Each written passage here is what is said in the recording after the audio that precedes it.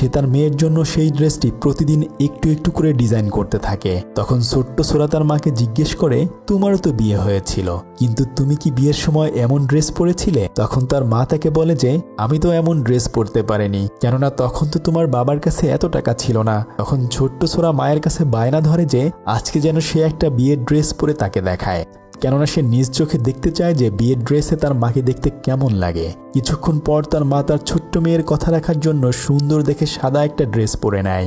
এটা দেখে সোরা তার মায়ের দিকে অপলক দৃষ্টিতে তাকিয়ে থাকে।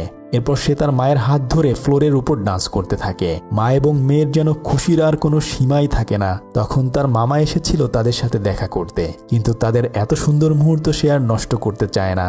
তাই সে তাদেরকে না ডেকে তখন বাইরে থেকেই এত হাসি খুশি দেখে সেও অনেক খুশি হয়ে যায়। পরদিন সকালবেলা সোরা তার মাকে বলে যে, মা আজকে আমি স্কুলে যাব না, আজকে সারাদিন আমি তোমার সাথে কাটাতে চাই। এভাবে তারা মা মেয়ে মিলে সারাদিন ঘুরে বেড়ায়। এবং রাতের বেলা সে যখন তার মায়ের কোলে ঘুমিয়েছিল তখন সে স্বপ্ন দেখে যে সে তার মায়ের সাথে সি বিচে ঘুরতে গিয়েছে, কিন্তু কিছুক্ষণ পরে সে খেয়াল করে যে তার মা আর পাশে নেই। তখন সে তার মাকে ডাকতে শুরু করে, আর তখনই তার ঘুম ভেঙে যায়। ঘুম থেকে উঠেই দ্রুত করে সে তার মায়ের নাকের কাছে আঙ্গুল নিয়ে বুঝতে চেষ্টা করে যে তার মায়ের শ্বাস চলছে কিনা। সে বুঝতে পারে তার মায়ের কোনো কিছুই হয়নি, কিন্তু তার মনের ভেতর তার মাকে হারানোর ভয় একটু একটু করে বাড়তে থাকে।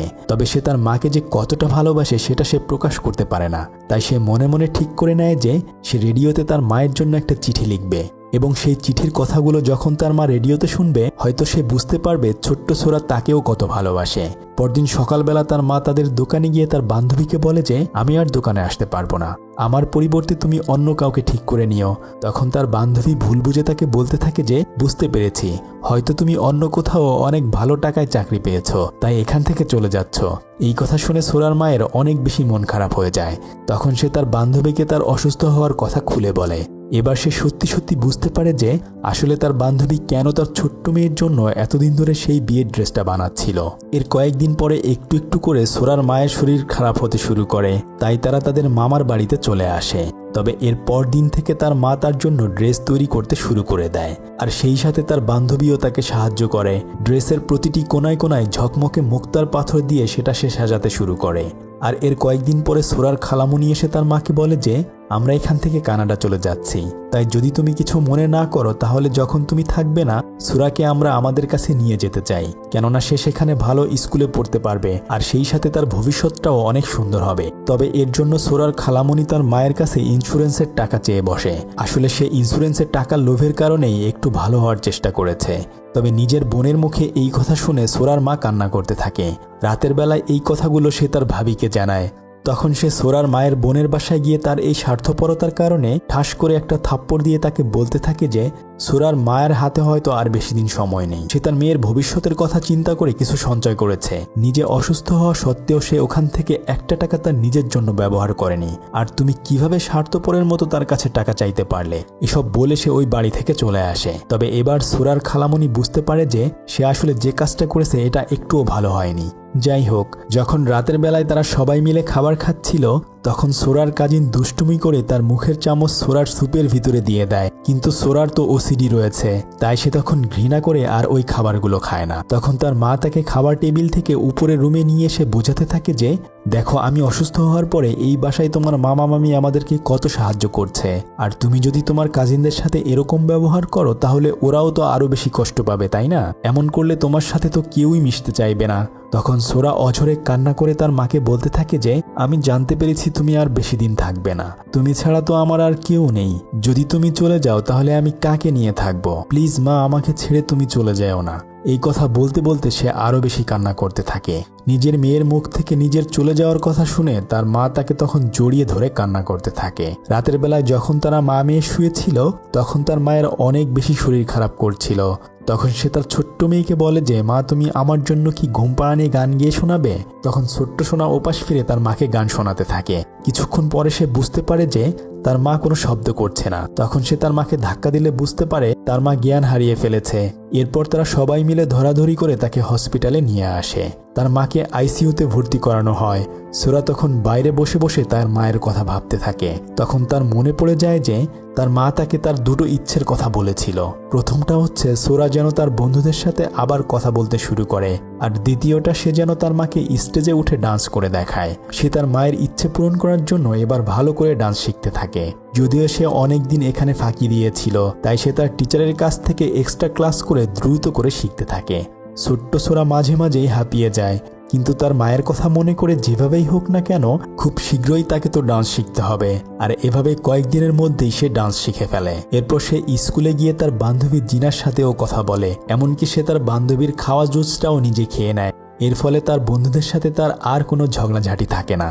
স্কুল শেষে সোরা তার সমস্ত বন্ধুদেরকে নিয়ে হসপিটালে আসে তার মায়ের সাথে দেখা করার জন্য। তার মা সোরার এমন পরিবর্তন দেখে অনেক বেশি খুশি হয়ে যায়। আরও কয়েকটা দিন পেরিয়ে গেলে দেখা যায় যে সোরার মায়ের বান্ধবী তাকে হসপিটালে দেখতে এসেছে। সেই সাথে সে সোরার জন্য যেই ড্রেসটা তৈরি করেছে সেটার কিছু ছবিও নিয়ে এসেছে। যখন সে ছবিগুলো দেখছিল আর তখনই হঠাৎ করে সে চোখে ঝাপসা দেখতে শুরু করে। তবে কিছুক্ষণ পরে ডাক্তার এসে তাকে জানায় যে আসলে তার ক্যান্সার এখন শরীর থেকে ব্রেনেও ছড়িয়ে পড়েছে। সেজন্য আস্তে আস্তে করে সে তার চোখে কম দেখতে শুরু করেছে। এর পরদিন তার বোন ভুল বুঝতে পেরে তার কাছে এসে ক্ষমা চায়। সে তার বোনকে তখন ক্ষমা করে দেয়। আরও কয়েকদিন পরে সোরার স্টেজ প্রোগ্রাম শুরু হয়ে যায়। তার মা তখন তার প্রোগ্রাম দেখতে এসেছে, কিন্তু সে স্টেজে ভালো করে দেখতে পারছিল না। তাই সোরার মায়ের বান্ধবী তখন সোরার জামার সাথে নীল রঙের বড় একটা ফুল গুজে দেয়, যেন তার মা দূর থেকে তার মেয়েকে দেখতে পারে। সোরা তখন তার মাকে খুশি করার জন্য স্টেজে উঠে ডান্স করতে থাকে। তার মা তার মেয়ের এত পরিবর্তন দেখে দর্শক সারিতে বসে হাততালি দিতে থাকে। এত দুঃখের মাঝেও জীবনের শেষ পর্যায়ে এসে সে তার মেয়ের সাথে ভালো সময় কাটাতে পারছে। আর অন্যদিকে ছোট্ট সোরাও মনে করে যে সে তার মায়ের মনের আশা পূরণ করতে পেরেছে। রাতের বেলায় হসপিটালে এসে ছোট্ট সোরা তার মাকে জড়িয়ে ধরে ঘুমিয়ে থাকে। সে তখন মনে মনে এই ভেবে খুশি হয় যে আজকে রেডিওতে পাঠানো তার মাকে নিয়ে চিঠিটি পড়ে শোনানো হবে।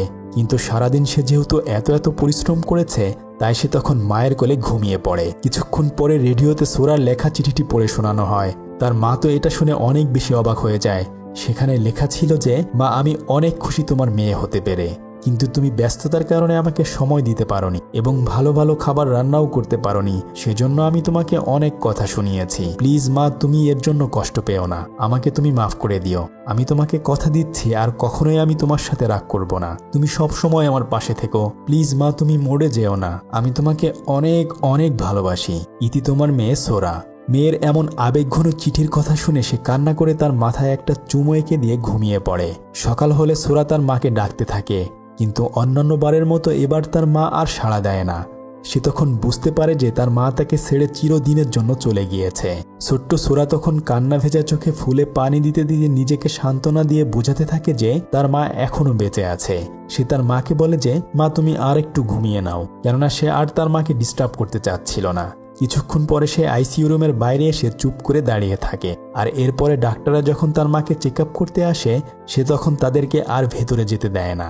সে ডাক্তারদেরকে বলে যে তার মা অনেক ক্লান্ত হয়ে ঘুমিয়ে গিয়েছে, তারা যেন তাকে আর ডিস্টার্ব না করে। ডাক্তাররা যখন বুঝতে পারে যে হয়তো তার মা আর বেঁচে নেই, তখন তারা আইসিইউ এর ভিতরে ঢুকতে গেলে ছোট্ট সোরা অনেক জোরে কান্না করে বলতে থাকে যে, আমার মা মারা যায়নি, আমার মা বেঁচে আছে, তোমরা প্লিজ তাকে কোথাও নিয়ে যেও না। কিছুক্ষণ পরে তার মামা মামি ওখানে চলে আসে। ছোট্ট সোরা তার মাকে চিরদিনের জন্য হারিয়ে ফেলে। এরপর আরও বেশ কয়েকটা দিন পেরিয়ে যায়। সে প্রতিদিনের মতো আজকেও স্কুলে এসেছে। আর যখন সে স্কুল থেকে বের হবে তখনই বৃষ্টি শুরু হয়ে যায়। কিন্তু এবার সে আকাশের দিকে তাকিয়ে ভাবতে থাকে যে সে তার মাকে কতই না যন্ত্রণা দিয়েছে, কিন্তু আজকে সে একটুও ভুল করেনি। সে নিজে নিজে এখন নিজের খেয়াল রাখতে পারে। সে আজকে মনে করে ছাতা নিয়ে এসেছে। এখন সে একা একাই স্কুল থেকে বাড়িতে ফিরে আসে। এভাবে আরও বেশ কয়েকটা বছর পেরিয়ে যায়। আজকে সোরার সব থেকে খুশির একটা দিন, কেননা আজকে তার বিয়ে হতে চলেছে। সোরা তখন তার মায়ের কথা মনে মনে চিন্তা করে তার বানানো ড্রেসটি পরে নেয় আর ভাবতে থাকে, যদিও এখন তার মা তার কাছে নেই, কিন্তু এই ড্রেসটি পরার পরে তার মনে হয় যেন তার মা তাকেই জড়িয়ে ধরে রেখেছে।